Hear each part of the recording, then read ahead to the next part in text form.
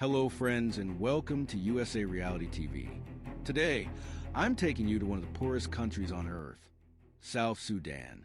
This nation came into existence in 2011, but despite its independence, poverty here is beyond imagination. Why is South Sudan, even with oil and gold, still the world's poorest nation? Who is responsible for this crisis? Let's explore this shocking story. A new country, a broken dream. For years, another country held the title of the poorest nation in the world, but now, that title belongs to South Sudan. This country lies in East Africa and is home to around 11 million people. Yet, 76% of its population lives in extreme poverty, surviving on less than $2 a day. South Sudan became an independent country in 2011 after decades of bloody conflict with Sudan. Before independence, Sudan was divided between the Muslim-majority North and the Christian-majority South. The South wanted autonomy and its own future, but this desire came at a deadly cost. Civil war broke out as early as 1955 and continued until 1972.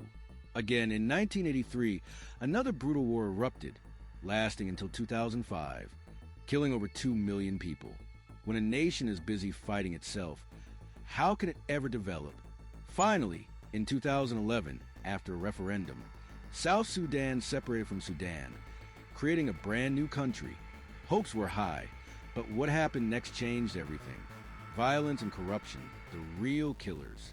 South Sudan's main political party, the People's Liberation Movement, split apart soon after independence.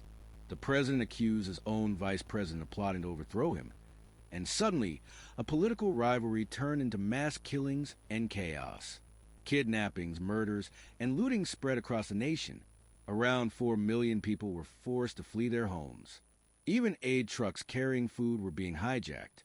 Many South Sudanese had no choice but to hide in forests, surviving on leaves and wild grass just to stay alive. This violence destroyed agriculture. Farmers abandoned their fields, livestock died, and survival became nearly impossible. This is devastating because 80% of South Sudan's people live in rural areas, a land rich in oil and gold, but poor in life.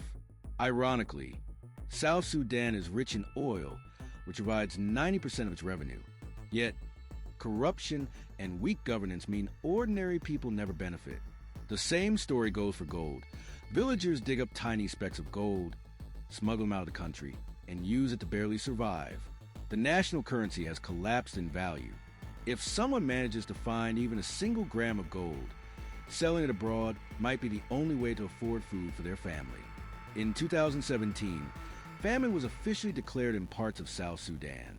Entire families starved, not because food didn't exist, but because it couldn't reach them safely. Food prices skyrocketed, forcing even middle-class families toward poverty. A stolen future. The tragedy doesn't end there. 70% of children are out of school with no hope for their future. Unsafe water and deadly diseases put their lives at constant risk. As a result, more than 2 million South Sudanese have fled to neighboring countries like Ethiopia, Kenya, and Uganda.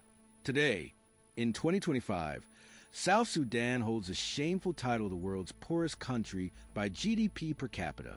And the sad reality? This nation sits on oil reserves and gold deposits. Yet corruption, weak governance, and endless conflict have destroyed every opportunity for prosperity. Conclusion: this is the harsh truth. No matter how rich a country's natural resources are, if there is no law, no stability, and no honest governance, poverty becomes inevitable.